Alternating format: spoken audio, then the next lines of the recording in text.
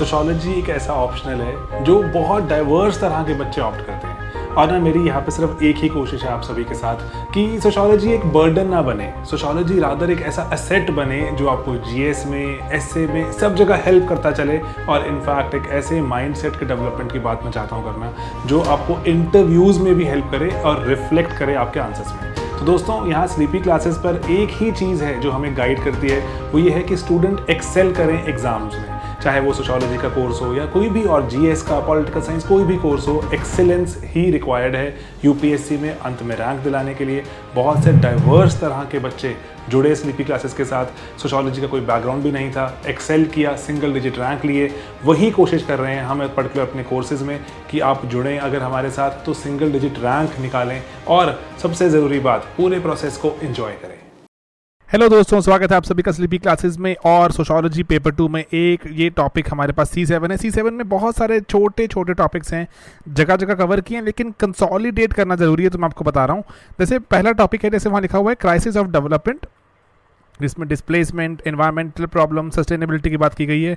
Environmental problems की बात आएगी, you can always right about female से जुड़ी हुई बातें हमने पढ़ा था इको फेमिनिज्म में। तो ऐसे ना आपको कलेक्शन करनी पड़ेगी, ठीक है। तो जैसे आपको मैं यहाँ पे थोड़ा टर्म चाहता हूँ समझाना। डिस्प्लेसमेंट क्या होती है? डिस्प्लेसमेंट को आपको पता है फोर्सफुल माइग्रेशन को बोलते हैं, एंड जो परमानेंट नेचर की होती है। डिस्प्लेस कर दिया, आपके घर से आपको हटा दिया गया, एंड आपका मन नहीं था लेकिन हटा दिया गया फोर्सफुली। अब वापस आने का चांसेस बहुत कम है। लेट्स से डैम आ गया था तो डैम का पानी है वहाँ पर। अगर लेट्स से राइट्स हो गए थे तो वहाँ पर अभी पॉलिटिकल इन्वायरमेंट इतना कंड्यूसिव नहीं है।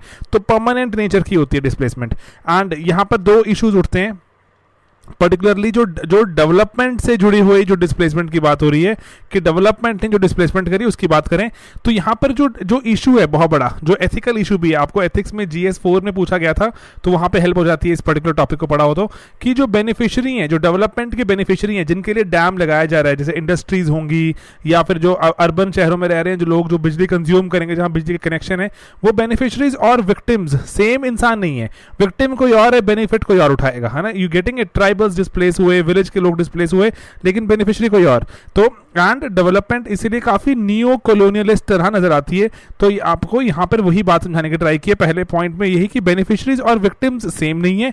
दूसरे पॉइंट में कि जो हमने पढ़ा था भी जगन्नाथ पैथी, वो यही लिखते हैं कि डेवलपमेंट ऐसा लगता है कि एक नियो कॉलोनियलिस्ट एक डिजाइन है, कैपिटलिस्ट एक स्टेट जो कॉलोनियलिज्म के आइडियोलॉजी को ही कंटिन्यू करते हुए आगे बढ़ रही है एंड डिस्प्लेस कर रही है अपने ही लोगों को। एंड उसके आगे अगर देखें डिस्प्लेसमेंट को हम फॉलोइंग टाइप में देख सकते हैं, जैसे पॉलिटिकल फैक्टर्स के कारण, डेवलपमेंटल फैक्टर्स एंड डिजास्टर के कारण भी। एंड लेकिन मेजरली जो हमारे लिए इंपॉर्टेंट है वो डेवलपमेंटल प्रोजेक्ट्स के कारण नहीं आती है, एंड अदरवाइज माइग्रेशन जो होती है वो वॉर, वायलेंस के कारण भी हो जाती है। टर्शरी हमारे पास कुछ और अगर हम फर्दर रीजंस देखें, जैसे इकोलॉजिकल कंडीशंस वगैरह वहाँ पर अगर इनएडिक्वेट हो जाएं, पर्टिकुलरली लेट्स से वहाँ पर कि ऐसा हुआ कि फ्लड आ गया, उसके बाद वहाँ पर जैसे आप देखते हैं ना ओडिशा में पर्टिकुलरली कि बहुत ऑफन साइक्लोन्स आते हैं, तो उसके कारण वहाँ पर जो सी वाटर होता है वो अंदर घुस जाता है, एंड उसके कारण जो लैंड होती है इट बिकम सेलाइन, है ना, वो नमकीन हो जाती है लैंड, क्योंकि सेलाइन वाटर वहाँ पे आ जाता है, पानी अंदर की तरफ आ जाता है।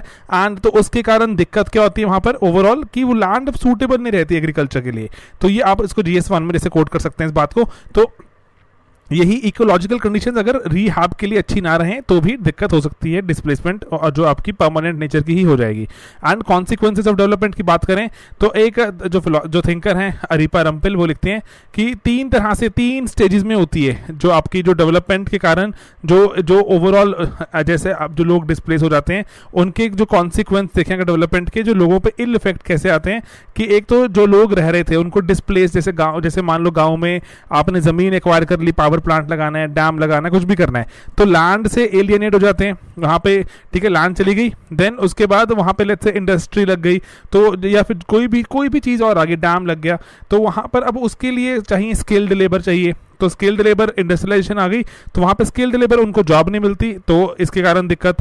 एंड देन उसके बाद फाइनली अगर वो शहरों में जाते हैं तो अर्बनाइजेशन हो जाती है, तो अर्बनाइजेशन होने के कारण भी वहाँ पर भी वो प्रॉपरली सेटल नहीं हो पाते। तो तीन तरफ से ये तीन जो मल्टी प्रॉन्ग उनको जो अफेक्ट करती है डेवलपमेंट, किनको जो डिस्प्लेस हो जाते हैं, लोगों को लैंड चली गई, एंड देन उसके बाद इंडस्ट्रियलाइजेशन, उनके पास स्किल्ड जॉब नहीं है, अर्बनाइजेशन जाएंगे वहाँ पर, अर्बन इलाकों में जाके उनको रहने का तरीका नहीं आता।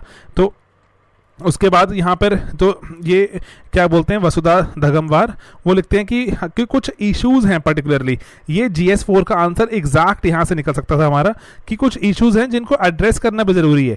जैसे वो कह रहे हैं कि लोगों को रिहैबिलिटेट करना है, इसके लिए प्रॉपर कोई लॉ एग्जिस्ट नहीं करता, लेकिन सरकार ने लार निकाला। आपको पता है land acquisition rehabilitation and resettlement वाला जो बिल था, ठीक है, तो रिहैब की तरफ एक मूव तो है, ठीक है, उसको डाइल्यूट करने की तरफ जो मूव था, जो उस पर भी काफ़ी चर्चा हो सकती थी, लेकिन अभी काफ़ी टाइम से न्यूज़ में नहीं है। लेकिन स्टिल आपको पता होना चाहिए कि लार था, लार ने रिहैब करने की बात भी उठाई।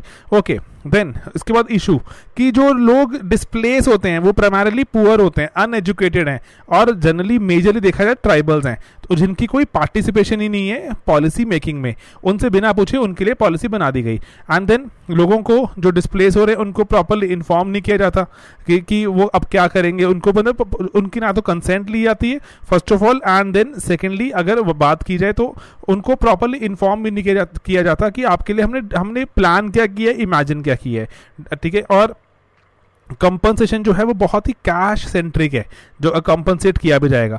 पहले तो इनएडिक्वेट के अपार्ट वो कैश सेंट्रिक होने से क्या होता है कि कभी ना कभी तो कैश जो वो कंज्यूम हो जाएगा, तो जैसे स्किल देने की बात होती है, स्किल दिया जाए, और उसके बाद अगर स्किल दिया जाए या फिर जो पर्टिकुलर जो वहाँ पे इंडस्ट्री आ रही है उसमें अगर कुछ रोजगार दिया जाए तो बात जो थोड़ा सस्टेनेबल काम हो सकता है। एंड देन रीसेटलमेंट है या तो नॉन एग्जिस्टेंट है, रीसेटलमेंट एंड रीहैबिलिटेशन अलग अलग चीज़ें है ना। रीसेटलमेंट है कि घर बसाना, एंड रिहैबिलिटेशन है इसकी उनको रोजी रोटी भी वहां प्रोवाइड करना, ठीक है। तो वो रीसेटलमेंट तो नॉन एग्जिस्टेंट अगर है, तो उसके बाद अगर देखें अगर उससे थोड़ा बेटर क्या है कि काफी अनसिंपैथेटिक है कि कुछ भी घर बना के दे दिए, किस तरह से वो रहते थे उनको, जैसे बहुत से लोग हैं, चाहे आप जैसे भी जो शहरों में रहते हैं लोग, वो इमेजिन नहीं कर पाएंगे इतना कि क्योंकि उनको जैसे फ्लैट सिस्टम वगैरह में उनको रहने को बोल दिया, वो कभी रहे ही नहीं ऐसे लोगों पे, तो उनको वहाँ पे अच्छी ज़िंदगी नहीं बिता रहे, मेंटल ट्रॉमा, मेंटल स्ट्रेस बहुत है, ठीक है। क्योंकि ना हम जैसे भी क्या करते हैं, हम इमेजिन नहीं कर पाते जिस तरह जो लोग जो विटनेस कर रहे हैं इसको। तो जो पर्टिकुलरली जो बहुत से लोग ऐसे हैं जो रह रहे हैं गांव वगैरह में, उनको जब वहाँ से हटा दिया जाता है, उनको बाद फ्लैट सिस्टम में डाल दिया जाता है, बहुत प्रॉब्लम विटनेस करते हैं। इमोशनल ट्रॉमा अपना घर छोड़ देने का अलग है, उसके लिए तो चलो बात ही नहीं होती। अभी यहाँ फिजिकल ट्रॉमा की बात नहीं होती, इमोशनल तो थोड़ा दूर है। तो उसके बाद जैसे कुछ जो डेवलपमेंट के रिगार्डिंग जो ऑर्गेनाइज्ड मूवमेंट रही, रेजिस्टेंस रहा, जैसे नर्मदा बचाओ आंदोलन, न्यामगिरी, आपने ये एग्जाम्पल कोट करने हैं। जैसे न्यामगिरी में पर्टिकुलरली वहाँ पे जैसे बॉक्साइट माइनिंग की बात थी, एक पर्टिकुलर जो एक माउंटेन को तोड़ के उसमें से बॉक्साइट और निकालना चाहते थे वेदांता कंपनी, तो कम्युनिटी की ओनरशिप है। अब जैसे हमको पता है कि FRA और पैसा जो हमारे पास जो पंचायती जो extension to scheduled area act है, पंचायत पैसा एंड FRA, तो फॉरेस्ट राइट्स वाला एक्ट, उसके चलते सुप्रीम कोर्ट ने दोनों ही जो एक्ट्स को वहां पर लगाया एंड बोला कि ग्राम सभा एम्पावर्ड है, ग्राम सभा अगर मंजूरी देगी, इफ ग्राम सभा approves of this particular project तभी ही प्रोजेक्ट चलेगा। ग्राम सभा रिजेक्टेड, 12 की 12 ग्राम सभा ने उसको रिजेक्ट कर दिया and the project did not go head with it, ठीक है। तो and the government did not go head with the project. तो ये बात ध्यान जाननी जरूरी है कि जो जहां पे ऑर्गेनाइज रेजिस्टेंस थी एंड उसका कुछ आउटकम भी हुआ। बाकी कॉन्स्टिट्यूशनल प्रोविजन वगैरह हमारे पास आपको पता है कि है, आर्टिकल 19(1)(c) है टू सेटल एनीवेयर, कि मैं कहीं भी सेटल हो सकता हूं, लेकिन हर जगह आपको पता है रिस्ट्रिक्शंस भी हैं कुछ, है ना, और आर्बिट्ररी नहीं है, कुछ रिस्ट्रिक्शन भी हैं।